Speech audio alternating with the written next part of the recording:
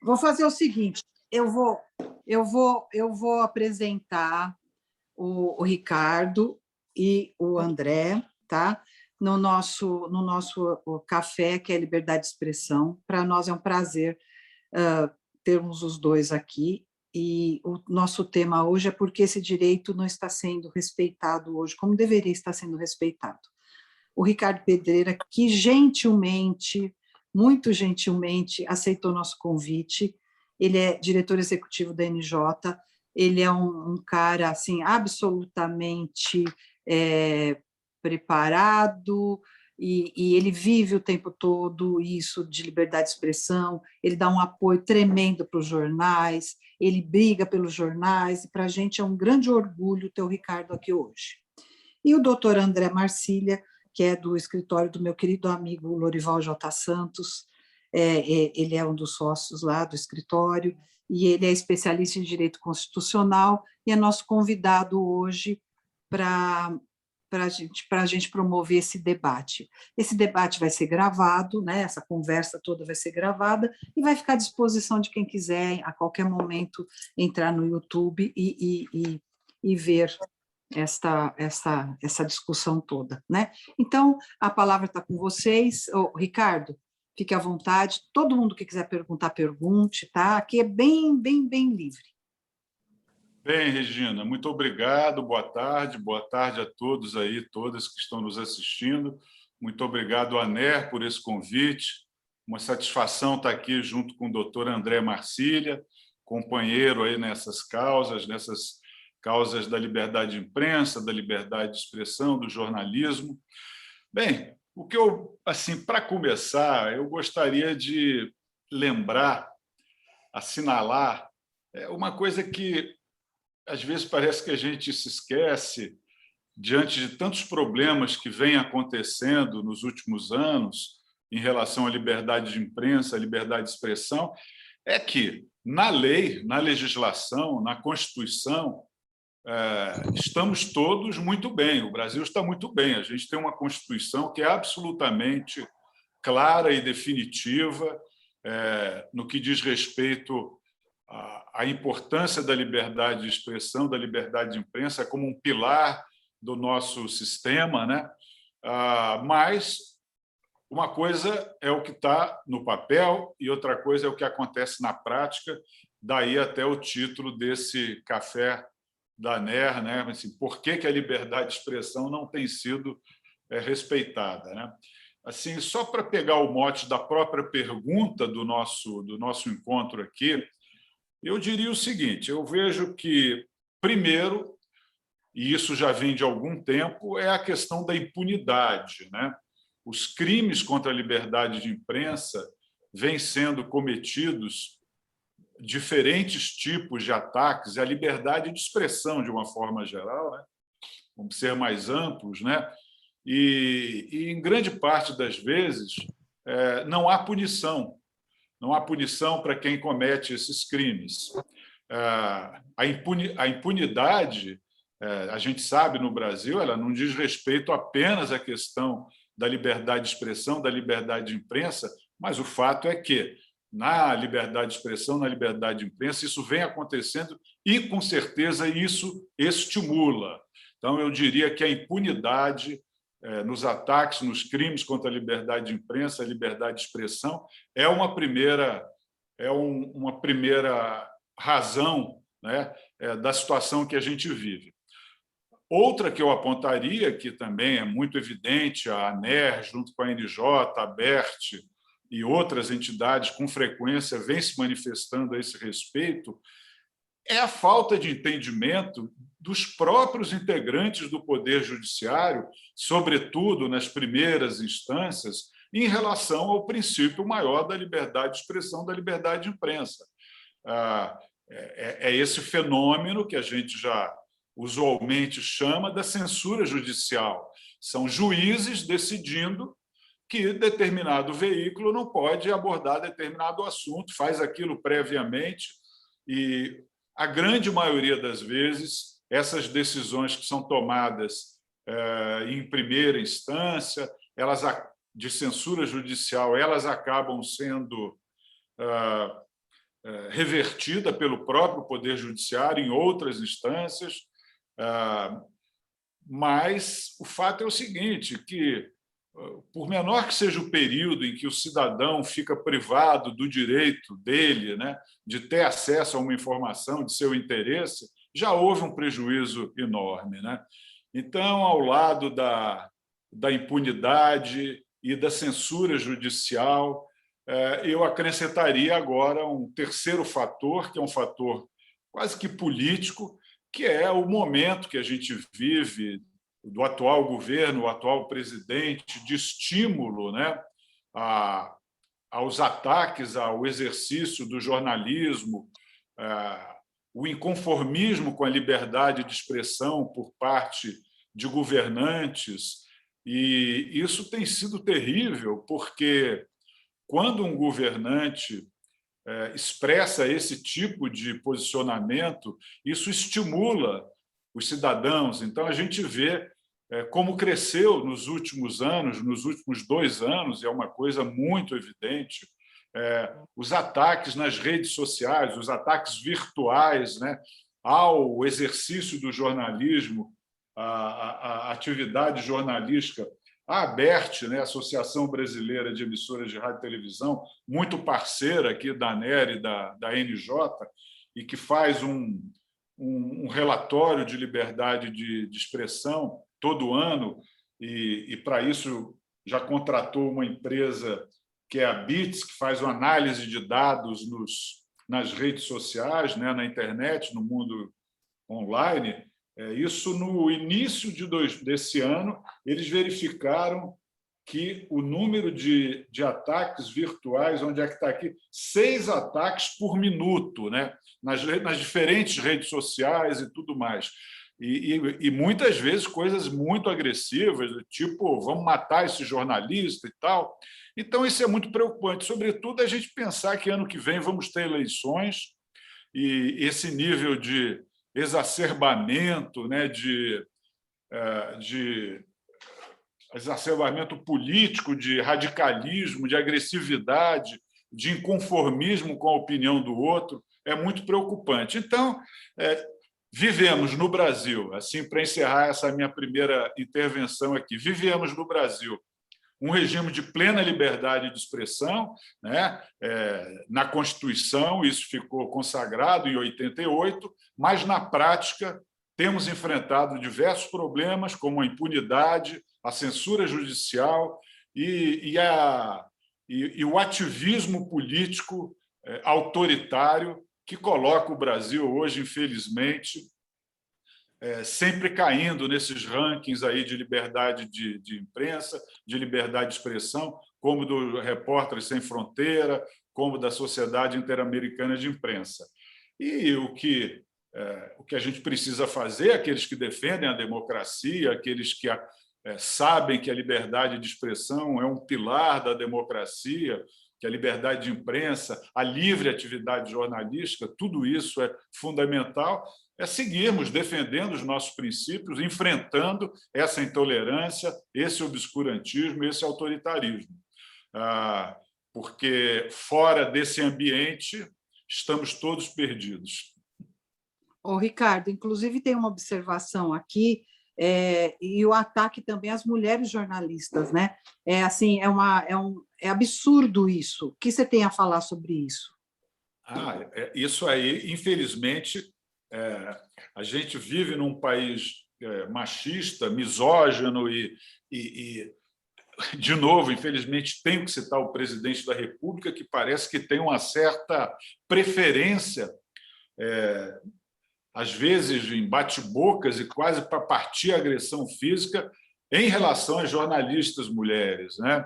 Então, eu acho que aí é um traço cultural brasileiro que mistura o machismo com o autoritarismo, com o obscurantismo, e com muita frequência as mulheres acabam sendo as maiores vítimas, as jornalistas, as profissionais de imprensa, as maiores vítimas também, porque há uma mistura de, enfim, como eu disse, de machismo, uma questão cultural, com a própria incapacidade de entender a importância da liberdade de imprensa, da liberdade de expressão. Certo. Doutor André, por favor. Tudo bem, Regina, Ricardo, agora oficialmente, boa tarde a vocês, prazer estar aqui, agradeço o convite da ANE, é um prazer sempre estar debatendo com o Ricardo, pessoas, com as co-irmãs, né, a Beth, a EJ, enfim, e é um debate muito importante. Eu também de saída, né, antes da gente entrar num bate-papo, acho que uma fala importante é pensar assim, qual o panorama hoje, né, do que a gente está, qual o grande problema que a gente está enfrentando. E num país do tamanho do Brasil, com as dimensões do Brasil e com a complexidade de questões que envolvem a liberdade de expressão e imprensa num país continental, a gente precisa, primeiro, lembrar que nós temos casos absolutamente grotescos acontecendo fora dos grandes polos. O Ricardo citou a Repórteres Sem Fronteiras, a RSF, que é uma entidade, inclusive, da qual eu sou consultor, e eu estava, a Regina também mencionou a questão de ataque às mulheres, eu estava conversando no final do ano, agora, alguns meses, nós tivemos um congresso da RSF, de parceiros, de consultores da RSF, que deveria ser em Paris. Infelizmente, a Covid me impediu essa viagem, tive de fazer por vídeo, mas era uma questão mundial. O ataque às mulheres era uma questão de todos, de todas, na verdade, porque não passa por você descredibilizar o jornalista, na posição de jornalista, passa por você descredibilizar a mulher. O ataque é à mulher, é dirigido a essa especificidade.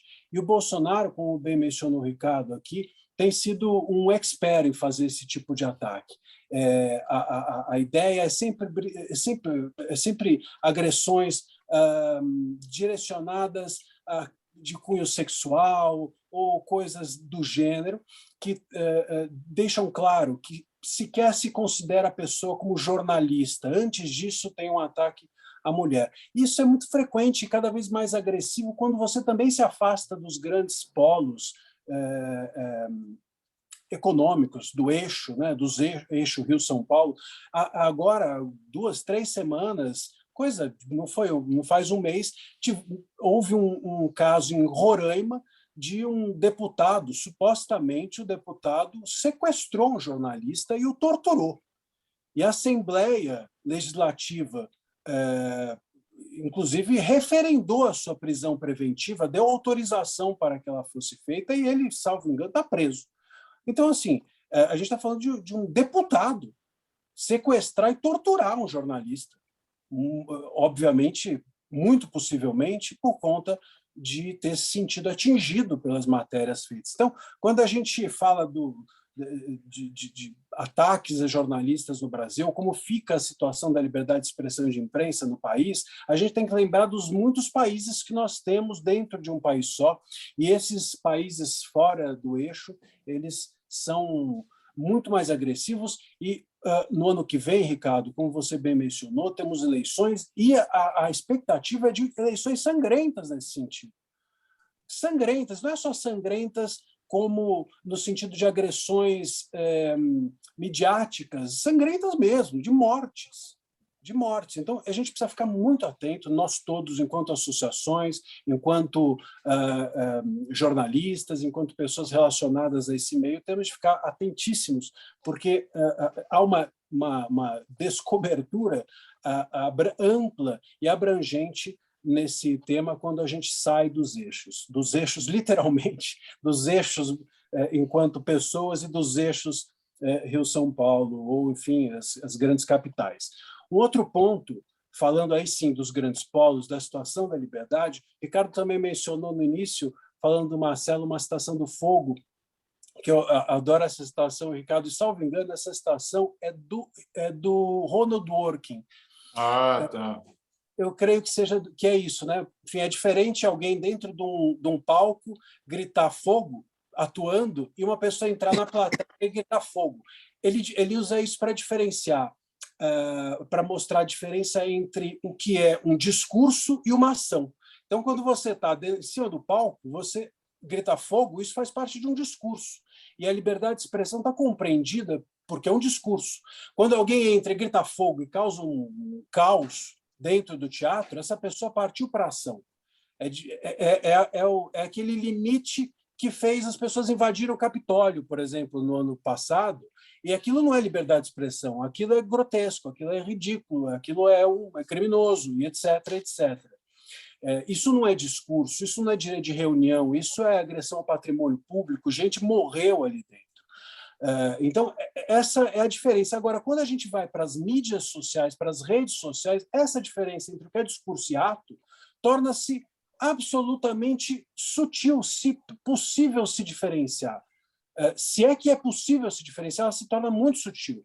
E quando isso é posto na boca de um presidente da República, que tem na sua fala praticamente atos, ou no mínimo atos simbólicos, a diferença ela quase que some.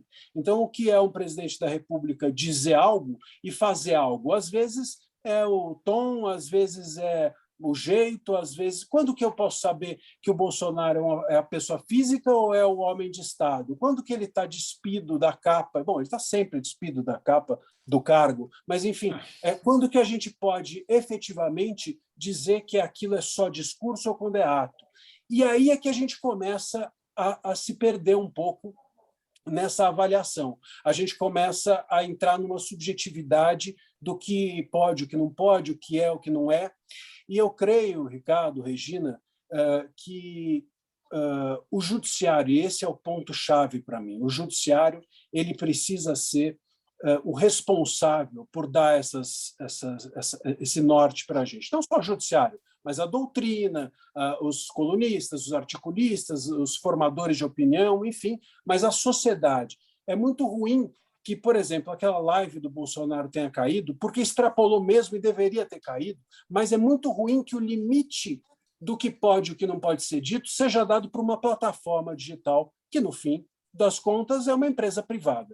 Nós precisamos de respostas públicas aos limites da liberdade de expressão. Essas respostas precisam ser dadas, senão nós chegamos a situações como a que o Quintino estava dizendo no início da conversa. Poxa, eu dei um furo e entenderam como fake news. A fake news não é fake news, o furo não é furo. Enfim, essa subjetividade ela é o pior dos lugares, porque uma situação em que a gente não sabe exatamente o que pode, nós damos margem para que políticos e para que pessoas venham e digam, bom, se ninguém sabe o que pode e o que não pode, então deixa comigo que eu resolvo. E esse é um lugar perigoso para a liberdade de imprensa, para a liberdade de expressão. A gente ou deixa comigo eu, juiz, que resolvo, ou deixa comigo eu, estadista, que resolvo, ou deixa comigo eu, jornalista, que resolvo. Quando a gente parte para esse lugar em que as instituições se diminuem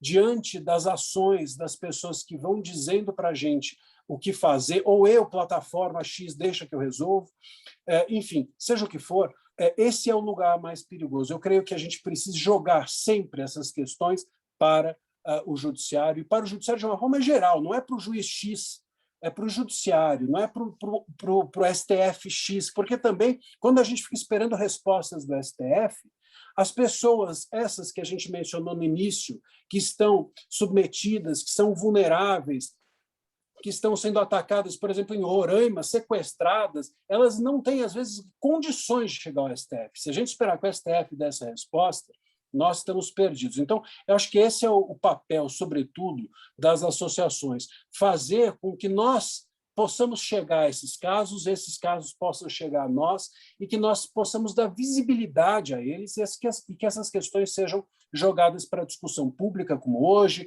ou discussão pública no judiciário, na imprensa, para que não sejamos reféns de ninguém que diga para nós, ou uma pessoa que diga para nós o que devamos ou não fazer. Essa seja uma resposta da sociedade. Regina? Oi, Regina. Desculpa que eu tô vendo uma pergunta aqui da Daiane. Eu só gostaria de pegar aqui uma deixa do André, que eu acho muito importante, que é a complexidade da sociedade contemporânea, né? Em função enfim, do universo digital, das redes sociais, que torna toda essa discussão mais difícil.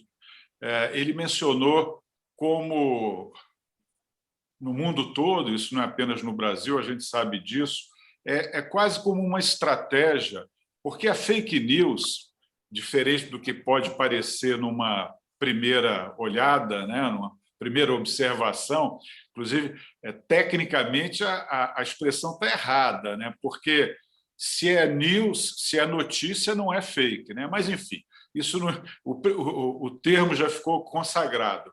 A fake news, ela não é uma informação errada, mentirosa, apenas. Ela é uma informação errada e mentirosa com um determinado objetivo, né? Ela tem um objetivo político, sempre deletério para a sociedade, e faz parte da estratégia de quem difunde as fake news, de quem difunde a mentira, exatamente fazer esta confusão com aquilo que eventualmente pode não estar correto no noticiário. Falando aqui do ponto de vista de quem foi repórter e de quem é diretor executivo da Associação Nacional de Jornais. É claro que os jornais erram, né? O ideal, o correto, e é isso que a gente defende na nossa associação, é isso que, enfim, as associações defendem, é que o jornalista, o veículo de comunicação que errou, reconheça seu erro, divulgue isso e siga em frente, porque a credibilidade se constrói com isso também. Mas, agora, com esta facilidade de comunicação, de se atingir milhões de pessoas em segundos, manipulando não apenas uma informação, mas manipulando uma imagem, né? Manipulando um áudio.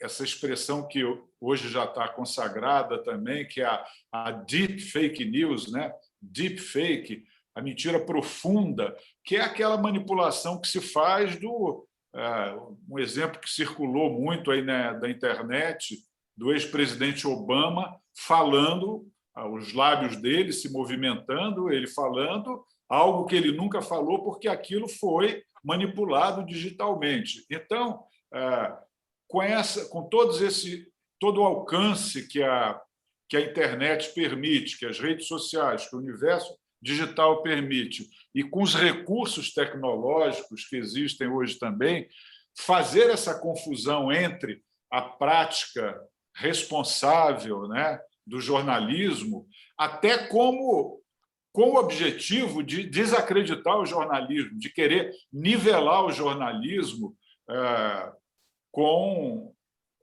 a difusão de mentira falsamente embalada em jornalismo. Isso é parte de uma estratégia, é uma coisa diabólica, complicada, e tem razão o André.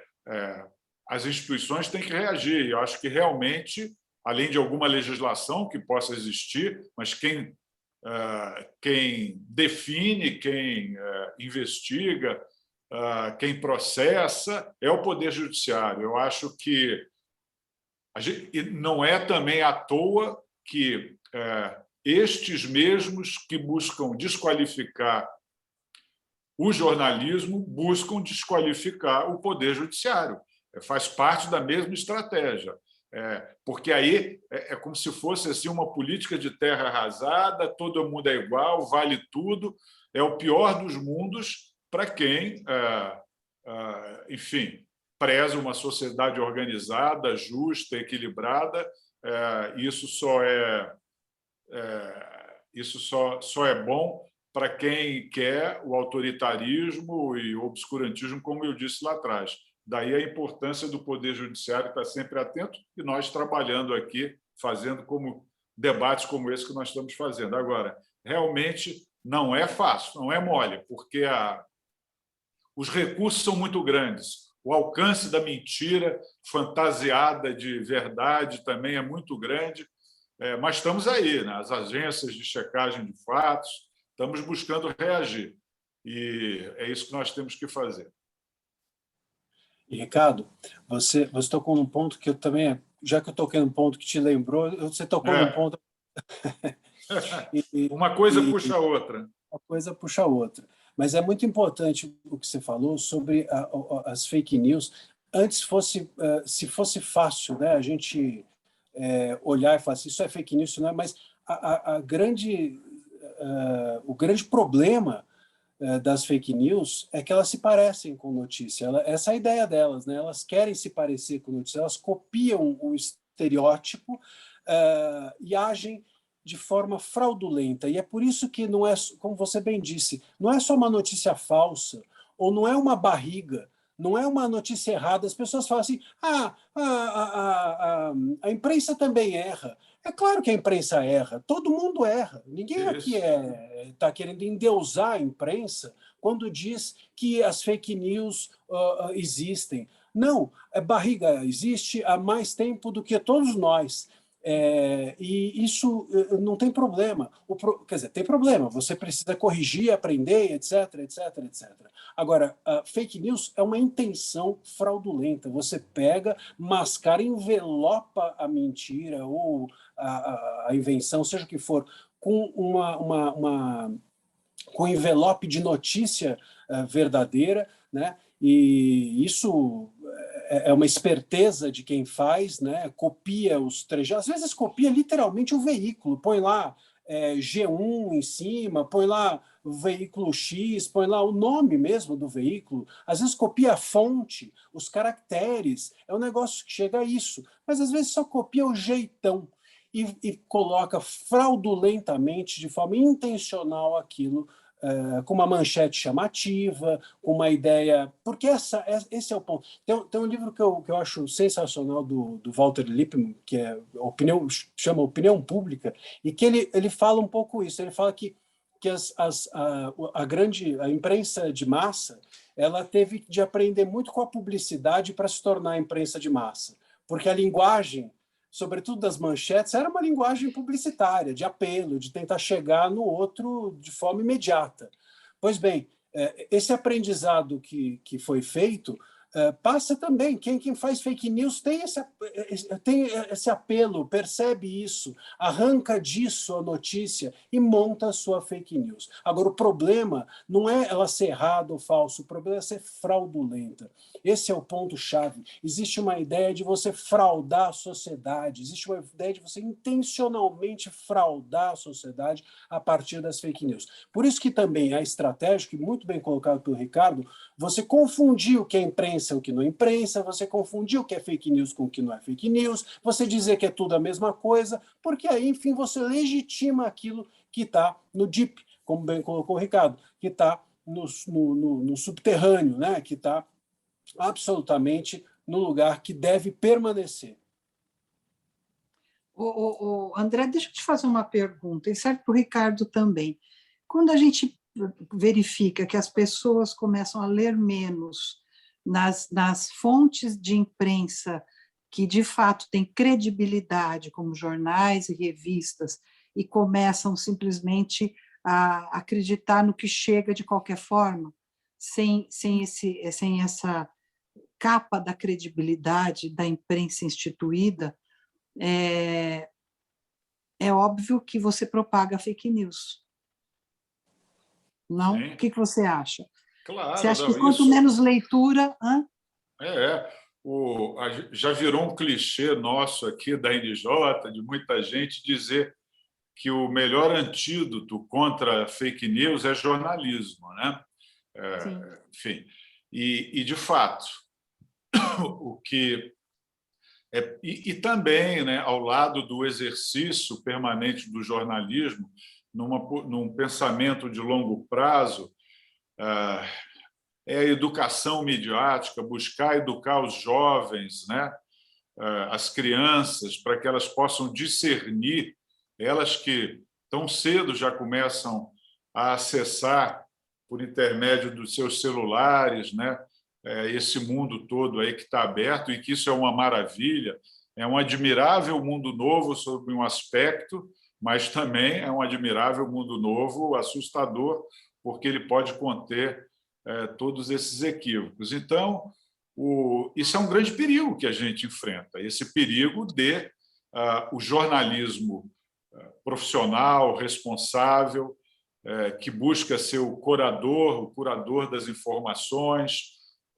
contextualizando as informações, hierarquizando as informações. Eu, como sou da velha guarda, lembro muito sempre da primeira página de um jornal, mas vamos dizer a primeira página de um site. Mas a primeira página de um jornal é uma coisa fantástica, ela é a primeira página de um site também. Ali está uma certa hierarquia, né?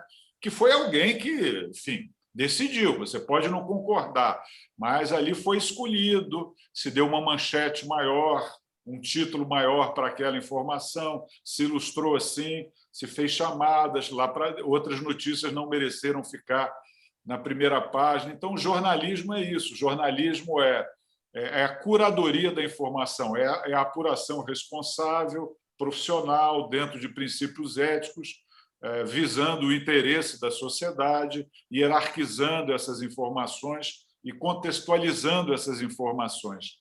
Por isso que, tendo em vista que o melhor antídoto contra a mentira, essa mentira perigosíssima que se traveste de verdade, tendo em vista que o jornalismo é o melhor antídoto contra isso, é absolutamente fundamental a sobrevivência do jornalismo profissional, né? E é uma luta muito grande que existe hoje, não apenas no Brasil, no mundo todo, diante dessa disrupção toda que aconteceu no mercado de comunicação, com as grandes plataformas digitais, e que eu realmente acredito que isso vai ser possível chegar num ponto de equilíbrio, né?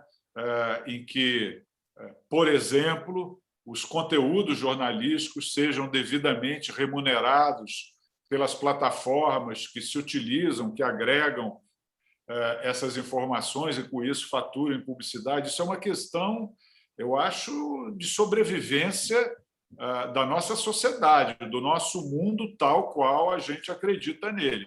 Porque, se não houver o jornalismo profissional como ele é praticado atualmente, não importa a plataforma. Eu falei em primeira página de jornal porque eu sou da velha guarda, mas o jornalismo, onde esteja, né, na palma da mão, no celular, é informação qualificada, checada. Então, a importância fundamental de que as marcas jornalísticas, as revistas, as rádios, as emissoras de televisão prossigam no seu trabalho, fazendo essa limpeza, né? Essa limpeza de tanto lixo que percorre, né, o universo digital é fundamental, porque senão nós estamos perdidos. A Regina sabe muito bem disso. Existe uma expressão que foi cunhada nos Estados Unidos, na academia, e que agora já tem prosseguimento aqui no Brasil, que são os desertos de notícias, né? Que são aquelas cidades ou regiões onde, em função dessa mudança toda que houve no mercado de comunicação, das grandes plataformas e tal, não existe mais uma rádio local, não existe mais uma revista local, não existe mais um jornal local. Aquela cidade, aquela região é um deserto de notícias a respeito de si próprio. Quer dizer, as notícias são aquelas que vêm lá de fora, de grandes plataformas, não há uma visão local das preocupações daquela região, daquele cidadão. Vocês podem imaginar um mundo pior do que esse, né? Então, a gente vê até, eu vou aproveitar para fazer aqui um comercialzinho, a Regina tinha me dado esse toque, porque a ANER e a NJ estão nesse esforço, existe uma preocupação dessas plataformas, como o Facebook, o Google, até a gente acha que eles têm que avançar muito mais. A gente sabe disso, mas, enfim, eles estão aí buscando fazer alguma coisa. Então, para enfrentar esses desertos de notícias, a NJ e a NER estão com um programa aqui, junto com o Facebook, que vai começar dentro de algumas semanas, para qualificar os jornalistas no Brasil, as empresas jornalísticas de revista e de jornal, a se posicionarem melhor nesse universo digital, porque o desafio é muito grande para que eles possam se monetizar mais, ganhar em audiência, mas, terminando o comercial e voltando para o que a Regina colocou, mas acho que coube aqui, é fundamental a sobrevivência do jornalismo local, como antídoto a esse mundo da mentira e como fortalecimento da democracia e da cidadania. Falei demais, André, mas vamos lá. Imagina, falou muito bem. E eu não sei, eu tenho uma especulação sobre esse tema. Vamos lá. É uma especulação mesmo. Eu creio que as fake news, elas também são, de alguma forma, resultado do excesso de oferta. Existe hoje existe oferta de informação para todos os gostos. E aquele ponto, quando você tem a possibilidade de consumir algo que seja aquilo que você quer ouvir, e não o que você não quer ouvir, há uma tentação bastante grande, porque a pergunta é assim, todo mundo que consome fake news é um idiota, notório? Não necessariamente, às vezes a pessoa quer mesmo se enganar, a pessoa quer acreditar naquilo. Quer ficar naquela bolha, né? Quer ficar naquela bolha.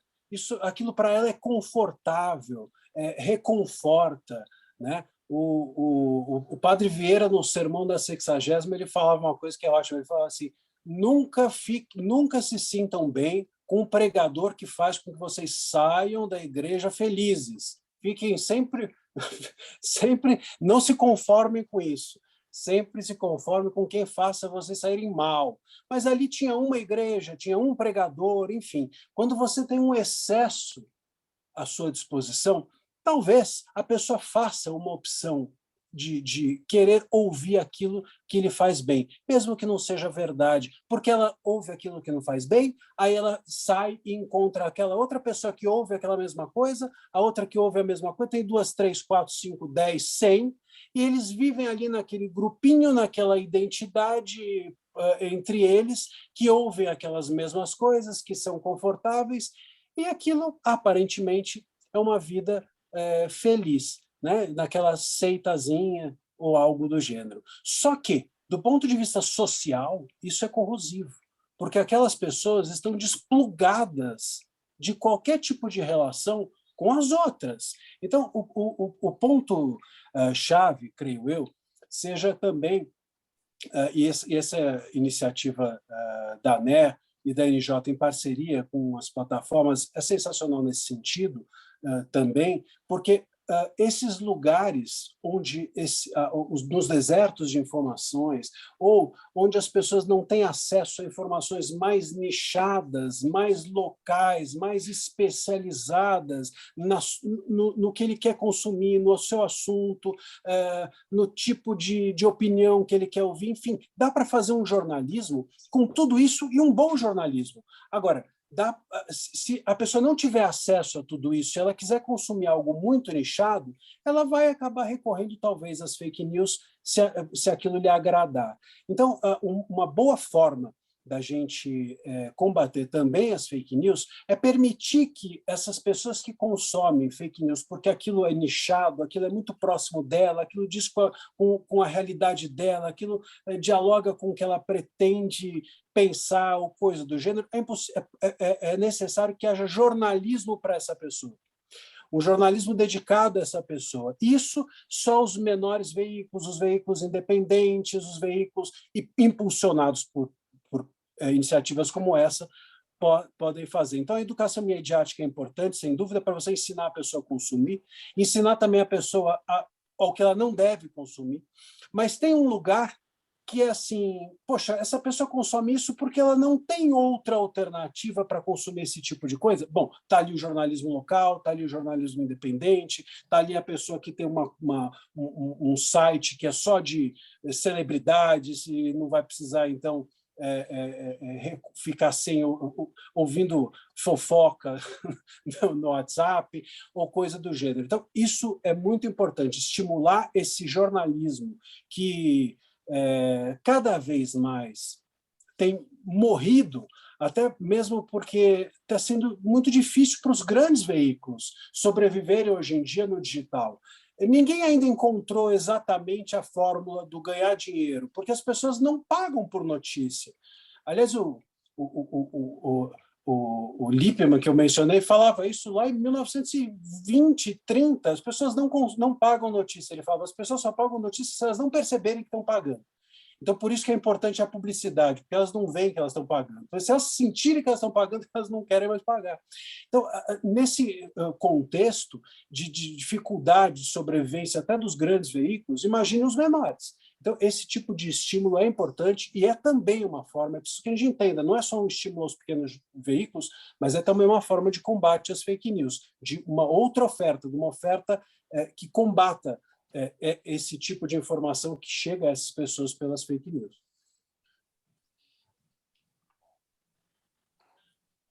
Alguém tem alguma pergunta? Eu vi que tem comentários. A Rose Nogueira, você não quer falar o que você estava dizendo, por favor, da sugestão do livro? O Quintino e a Adélia estão com a mãozinha levantada ali, ó. Tá, então, por favor, Adélia ou Quintino, quem levantou primeiro? Eu acho que foi o Quintino. Na verdade, você fala de fake news e tudo, mas o maior distribuidor de fake news hoje são redes sociais, né? Tanto e aqueles, cara, né? O Facebook, o WhatsApp, né? O Twitter, pela forma dele, até acaba tendo um pouco menos. E como mostra o Facebook Papers, parece que eles não se interessam em diminuir isso. E, por outro lado, você tem um problema de fake news, que, na verdade, são notícias antigas. Às vezes, como aconteceu com o Bolsonaro, né? Naquele afã de ser contra a vacina, não ser a razão, porque ele é tão contra, ele diz que causa AIDS no início de estudo de 2020. Quer dizer, ali é uma distribuição de uma notícia que, na época, era verdade, mas que se torna falsa depois que se prova o contrário. Como a gente consegue combater isso? Notícia antiga, deixando claro, assim, às vezes é difícil combater a estupidez humana, né? Principalmente de alguns que estão no poder. Tá lá, 2020, mas notícia 2020 já não é mais notícia, né? Outras coisas surgiram. É verdade, eu acho que, de novo, eu acho que a resposta está ali. É mais jornalismo, mais jornalismo. A própria ciência, né? A ciência não é absoluta. Aquilo que ela define no momento pode ser revisto. O importante é estar sempre aberto. Agora, de novo, o que não cabe, né? Por isso que o André disse, né, que é a informação fraudulenta, né? O que não cabe numa sociedade que procura ser decente consigo mesma é mentir maliciosamente, com objetivos deletérios, perniciosos. Aí o jornalismo... Eu não sei, fica até espantoso que o presidente Bolsonaro tenha feito aquilo ontem. Eu acho que ele sabe, eu não sei se ele quer chamar atenção, fica difícil entender onde é que ele quer chegar. É que, assim, no meu ver, a fake news acaba sendo distribuída, além das pessoas maliciosas, malignas, pessoas com mais idade que tudo que está que acha que está em jornal, ou com alguma... O que tem de perfil falso de G1, né? Você olha G7, etc. Eles acreditam naquilo, porque acham que está na internet. O mais idoso é quem compartilha mais as fake news, porque para eles tudo que está na imprensa passa a ser verdade. a não ser o que está na imprensa má, de acordo com eles, né? É meio difícil discutir isso. Mas é algo que eu vejo aqui muito difícil de combater. Nem como é jornalismo, porque eles param de confiar na... Você me permite, Quintino, colocar um ponto aqui que eu penso muito como você sobre alguns aspectos. Eu sou da Carta Capital aqui e a gente sabe o quanto isso acontece também. Assim, eu queria até colocar duas coisas em conjunto aí que tem a ver também com o que o André falou. Primeiro, eu acho que muito da fake news ela depende da publicidade, né? E aí muitos desses sites eles produzem conteúdo de maneira muito especulativa, às vezes reciclando conteúdo antigo como se fosse novo, com chamadas que são clickbait, porque o cara quer ganhar dinheiro com aquilo. Então aí surgem esses sites clone, como bom você muito bem exemplificou. E acho que uma coisa que eu coloco para alguns veículos como algo que poderia ajudar no combate da fake news, especialmente quando você tem uma true news que é colocada fora de contexto, né? Você pega, por exemplo, isso de 2020, coloca lá repercutindo agora como se aquilo fosse de fato uma realidade. Eu vi alguns veículos de jornal mesmo, eu teria dificuldade agora de enumerá-los, mas que quando a notícia ela começa a ficar antiga ali, eles percebem através do próprio site que há um compartilhamento dela, eles colocam um disclaimer, do tipo, olha, essa notícia é antiga, de fevereiro de 2020, ou alguma coisa parecida, porque aí o que acontece? Quando alguém compartilha um conteúdo desse, a primeira coisa que aparece ali é uma taxa dizendo, isso aqui é uma notícia antiga. Não quer dizer que ela não seja verdade, não quer dizer que necessariamente ela esteja incorreta, mas ela é antiga, e se ela é antiga, ela pode ter sido revista do ponto de vista de conteúdo. É uma forma também de tentar lidar com isso, né? No Diário do Rio tem uma matéria que é sobre a Argentina Fegali, que é uma matéria muito antiga e que de vez em quando esses grupos usam e espalham. E a matéria deve ter mais de 7 anos, já não é mais... É verdade, mas já não tem a serventia que tinha na época de informar. Exato. E mais, se você tem um paywall dentro do site, muitas das pessoas que podem compartilhar aquele conteúdo sequer conseguem acessá-lo para saber que aquele conteúdo, por exemplo, é de 2019, não necessariamente de 2022. E aí você começa a ter uma situação onde o próprio veículo ele fica refém daquele compartilhamento fora de controle, de tal forma que uma inverdade está plantada. E isso fora o contexto da publicidade que o André bem colocou, né? Então, acho que é um contexto mais amplo que precisa ser discutido, com medidas práticas como essa. Taxar uma matéria como sendo antiga para as pessoas saberem, talvez retirar do paywall aquele conteúdo que é antigo, para evitar que a pessoa esbarre e fique só no chapéu da matéria achando que aquilo é a verdade, né? Medidas desse tipo para tentar evitar esse caos que a gente se encontra. Beto, acho ótima essa ideia. Confesso que eu não conhecia ou nunca vi isso ser feito, mas é uma ótima ideia. Aliás, isso devia ser incorporado, inclusive pelas plataformas, porque esse compartilhamento de vídeo também, talvez o maior exemplo de como uma notícia antiga, dentro de uma verdade momentânea, pode se transformar numa mentira em outro, e uma mentira, vamos lembrar, fraudulenta, é o tal vídeo do Drauzio Varela no início da pandemia, quando ele falava lá que aquilo não era nada e coisa e tal. E aí isso virou um case em que todo mundo replicava, dizendo, olha como o Drauzio Varela concorda com quem acha que a pandemia não existe, etc, etc, etc. Né? Eu estava conversando outro dia com uma amiga e ela falando isso. Eu falei assim, o Bolsonaro disse que a Covid era um resfriadinho. Um dia isso vai ser verdade. Né? Daqui 5 anos, realmente, a gente vai poder olhar e falar assim, olha só... Verdade, é isso mesmo, é verdade. Agora, esse conteúdo manipulado de uma forma intencionalmente maliciosa, isso realmente traz um dano imenso. Eu acho que esse exemplo do Drauzio Varela é muito sugestivo do como isso pode ser utilizado politicamente. Não é a notícia em si que vai causar um mal, é a utilização política que é feita a partir dela. Tá. E esse eu acho que é um ponto central. Alguém comentou, bom, o que o Bolsonaro ganha ao fazer esse tipo ao levantar essas questões? Bom, eu acho que o Bolsonaro ele acaba ganhando, que desvia o nosso foco. O foco da atenção para o dólar está a R$6, enfim, a gente está... isso mesmo. comendo lixo.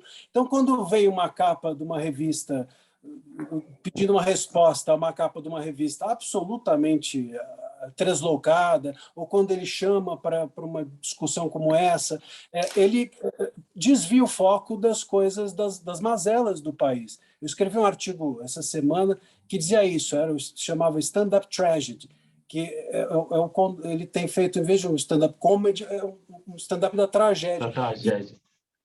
E tem desviado o foco da atenção, inclusive da imprensa, porque o que você da imprensa vai fazer? Você não vai tratar desse assunto, você vai ignorar esse assunto, é notícia, tem que falar. Só que ao falar, você deixa de falar das coisas que estão de mais gravidade acontecendo. Então, a gente está numa armadilha imensa também, porque a manipulação que é feita das fake news é feita de forma, às vezes, institucional, é feita de forma coordenada, é feita de forma estratégica. Então, não há uma ingenuidade, não há só alguém que minimamente faz uma ou outra coisa. Tem toda uma operação por trás, e é esse o problema. Eu também comentava com essa amiga o grande problema que nós teremos nas instituições. As instituições hoje estão servindo a isso tudo, e quando nós todos passarmos, o que ficará? Né? O que ficará das instituições? O que ficará da imprensa? O que ficará dos órgãos? Então, por isso que... Não dá para esperar nada de um STF que tem 8 ministros colocados pelo PT, uma organização criminosa. O que espera do STF, instituição? Você espera alguma outra coisa? Além de uma instituição extremamente política, doutor André? Aliás, o José Disseu, ele mesmo chama o Fux de um charlatão. Ou seja, ele tem boas informações do Fux. Que isso, coitado do Fux, ele só usa peruca, pô. Aí eu acho que se a gente entrar na particularidade dessa mecânica mais política, eu acho que a gente vai para um caminho que é difícil de solucionar. Eu acho que aí eu evocaria, sabe, olhando talvez mais diretamente para a área que eu me formei, tipo Max Weber, entendeu? Que é a burocracia do Estado. Você precisa, que tem a ver com o que o André está falando diretamente, que é o seguinte, é você permitir que mesmo que você tenha oscilações de poder de um espectro progressista a um espectro liberal, se todos eles estiverem cumprindo os ritos democráticos e legais, o próprio Estado se defende dentro de uma coisa errática que possa acontecer, como um presidente que possa malucamente aí tentar mudar todas as regras. Então, eu acho que aí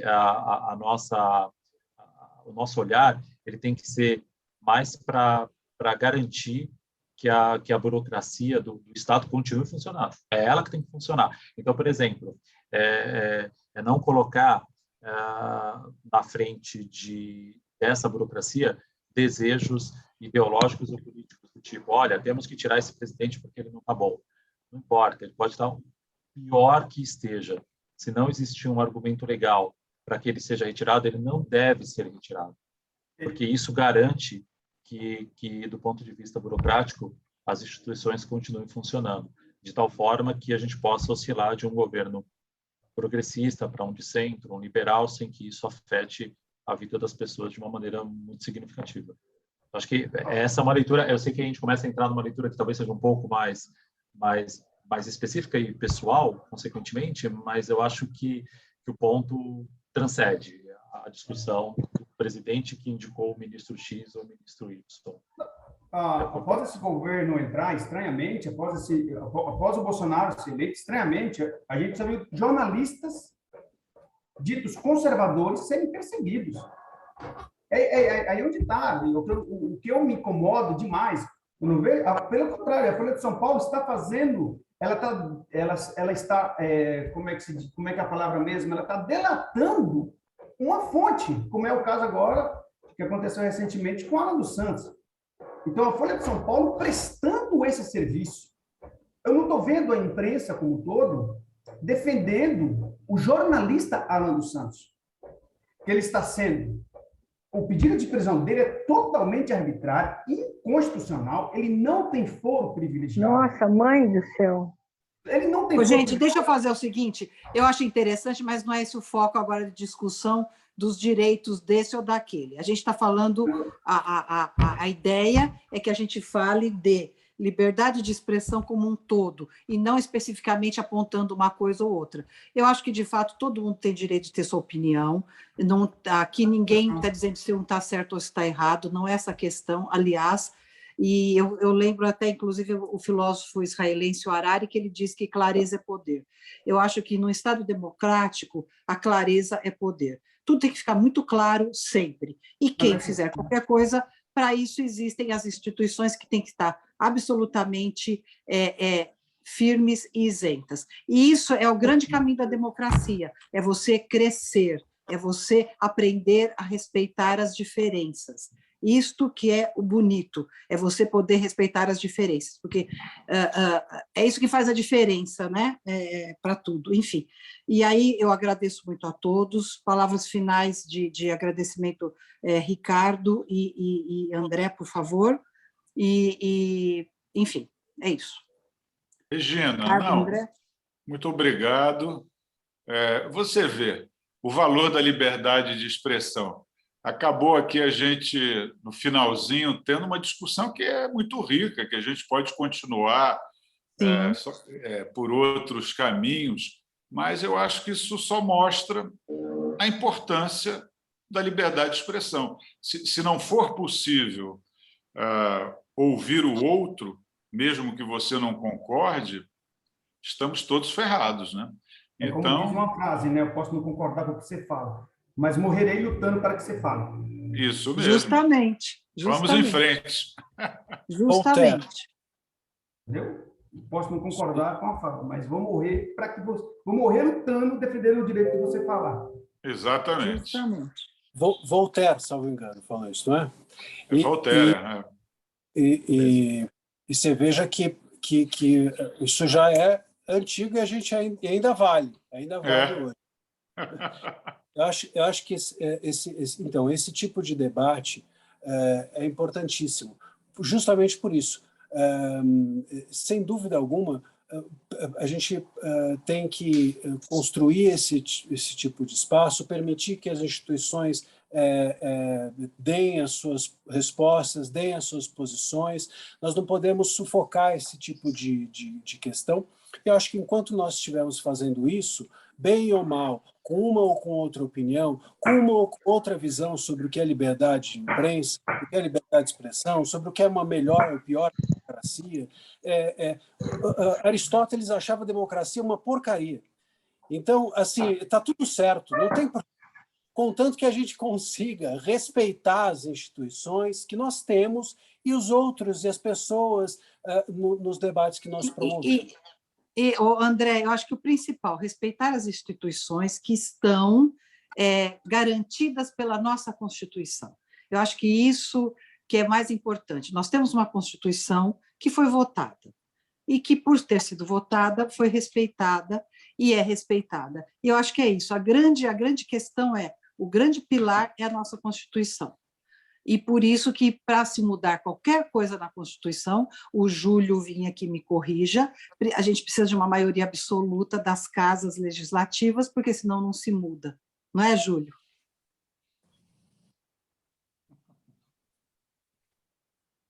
Está sem som. 3/5. Ele está sem som. Mas é isso, para mudar a Constituição... 3/5. Precisa de 308 votos.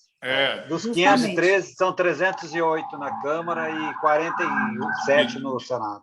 E duas Exato. vezes. Se forem causas pétreas, né? Se não forem causas Exatamente. pétreas. Exato. Então, nós precisamos da maioria absoluta, eu acho que é isso. E a gente sabe a dor e a delícia de ser o que é a construção de uma democracia. Todos nós, de alguma forma, participamos ou nas faculdades, ou na vida pública, ou na imprensa. Todo mundo, de alguma forma, participa da construção dessa democracia. E o contraditório é o que tem de mais bonito na democracia. Regina, e só uma coisa importante, eu acho que essa é uma mensagem importante, que eu acho que fica de um debate desse. A gente falou de educação midiática, a gente falou de pluralismo da informação, eu acho que esses pontos são chave. A gente falou de atenção das instituições aos jornalistas e ao jornalismo ou jornalismos, e a gente você toca agora num ponto tão importante, a nossa atenção a projetos de lei, a emendas constitucionais, as legislações, porque esse é um tríplice caminho, né? O debate da sociedade, o legislador e o que ele faz, ou às vezes o que ele não faz, né? E o debate da liberdade de expressão e imprensa no judiciário. Assim, os poderes funcionam, ou de alguma forma melhor funcionam, e por nós impulsionados pelo debate. Então é isso. Eu quero agradecer a todos, muito obrigada, e até o nosso próximo café. Obrigado. Se Tchau, gente. inscrevam no Acelerando Digital do Facebook Aner e NJ. Tchau, boa tarde. Obrigada, tchau.